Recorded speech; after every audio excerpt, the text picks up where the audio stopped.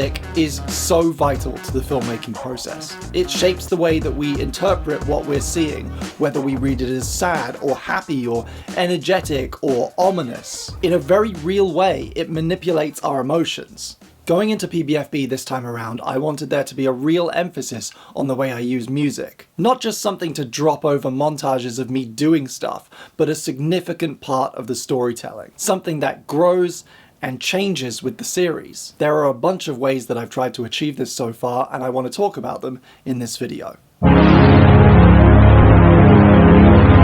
So there are three main sources for the music you hear in this show. My own music, music by other artists I know, and library music from Epidemic Sound. This gives me quite a few options when I'm constructing my timeline. Past and Future Bing are two different people with two different experiences of the world, and the music should reflect this. When I started season 1 as Past Bing, as excited as I was about the project, I was also feeling quite angry and disillusioned about the world. That's why I was so happy when one of my favourite bands, Irk, gave me permission to use anything off their album Recipes from the Bible. They even sent me a vinyl copy of it with a little thank you note. Look at that!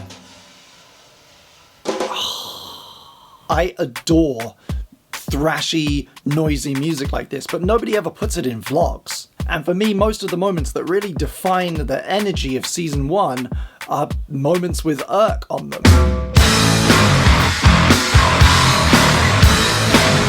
And the oven ending, which is from Epidemic. I worked on original music for this series before it started and throughout the filming of season 1. Then during the first UK lockdown, the one that you are currently living through, Past Bing, we got really into making little chill beats tracks, which eventually became part of the soundtrack. The theme for this series, or at least the closest thing there is to one, is a track I made called Out of Time. And in the previous Future Bing during the Poland montage, you heard another little track I made around this time called Little Feelings.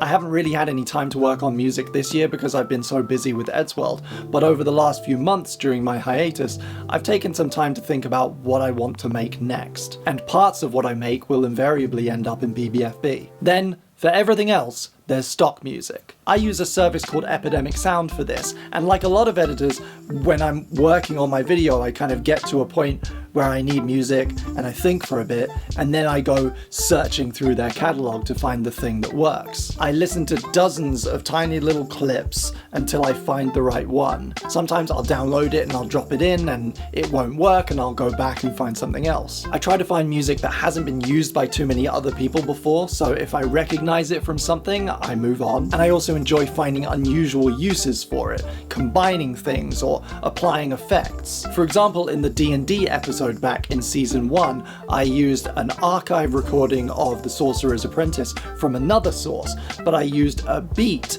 from a track on Epidemic. And to make it more complicated, Sorcerer's Apprentice is in 3, right? Dun dun dun dun dun dun dun dun 2, 3. And hip-hop is almost always in 4/4. So I had to do some creative chopping of the beat to make it to turn it into a 3.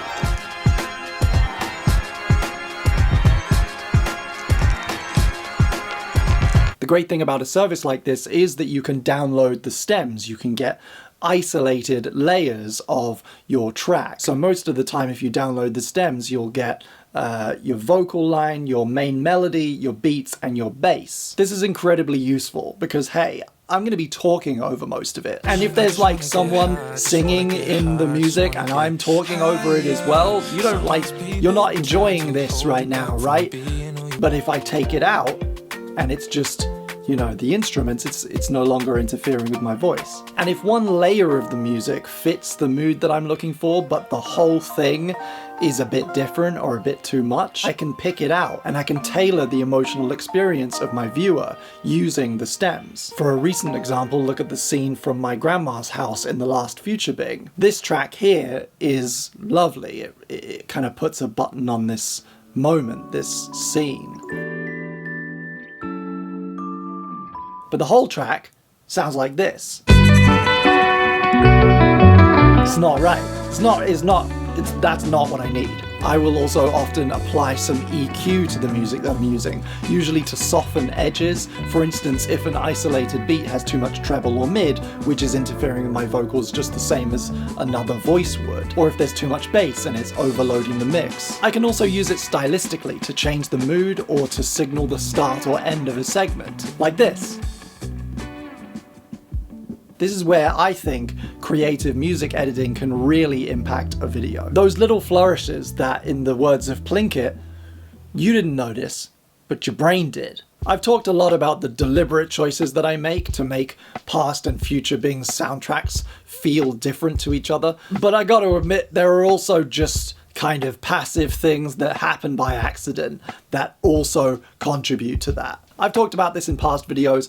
I am not very good at organizing my rushes and logging my footage and labeling everything. I've worked at improving it, but when you're making a series like this where you shoot so much and you gather so much and you edit very quickly, and most of the time you're the only person doing it, you just don't bother, because you know where it all is while you need it. Most of PBFB 2021, I probably can't call it that anymore, can I? Anyway, is housed on these little 1 terabyte Samsung solid state hard drives. They're really expensive, but they are more reliable, and they're teeny tiny and cute, and I can take them anywhere I want. Not that I've gone anywhere. And typically on one of these there will be a resources folder where I keep a kind of general pool of stock footage, sound effects, and music that I'm using. When I start a new one of these, I might copy that resources folder across, but it's far more likely that I just won't, and I'll start a new one. So if you're paying attention really closely and like taking notes, you might notice that there are pieces of music that occur in quite a few videos in a row and then disappear forever. There'll be a kind of a bedding beat that I was really favoring for maybe 14 or 15 videos, and then boop, new hard drive, and I downloaded, couldn't find it again, or I downloaded something new and I started using that, and you will never hear that beat again. I'm not going to pretend that that's deliberate. So PBFB is back, and so is its constantly evolving soundtrack. I know a lot of the people watching this video are creators themselves, so I hope this video gave you some insight into the way that I use music, and maybe even some inspiration for your own work. Remember that music matters a whole lot. The pieces that you choose, and also the way that you use them. Sometimes, you just need a beat to keep the pace, but other times you have opportunities to get weird and have fun. I want to ask you a question for the comments. What has been your favorite musical moment from PBFB so far? A montage, an intro, an outro? Was it the way that I used it with the footage, or was it just the piece itself? I'd really like to know so I can do it again and more and trigger those happy dolphins that make you watch my videos. This episode of PBFB is sponsored by Epidemic Sound. I've been using Epidemic's service for years, and I've been a proud ambassador since 2016, 2017, and as you can tell, a lot of my workflow for editing PBFB kind of revolves around it. Their library is great, with over 35,000 tracks, and it's all owned by them, so you know it's not turning up on any other site. And because of that, you never have to worry about content ID claims or copyright strikes here on YouTube. Also, they have 90,000 sound effects, which is a number that I didn't know.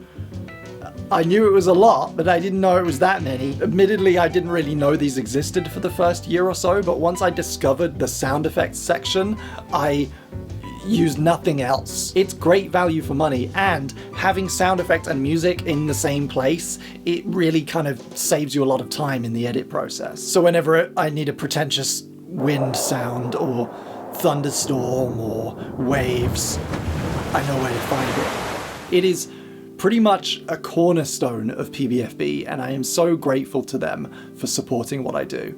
Sign up using my link in the description below to get 1 free month's trial. Any video you upload during that month that uses music from Epidemic is safe, forever. It will never get claimed, even if you cancel the subscription at the end of the month. All you can eat music, sound effects, no content ID issues, and there are also different license options and plans for personal and commercial, so if you work in video but say you're in corporate, there are options for you as well. Thank you again to Epidemic Sound for supporting PBFB and for championing all kinds of creators. Check out that link in the description, leave a comment below, and pass Bing, I will see you next week.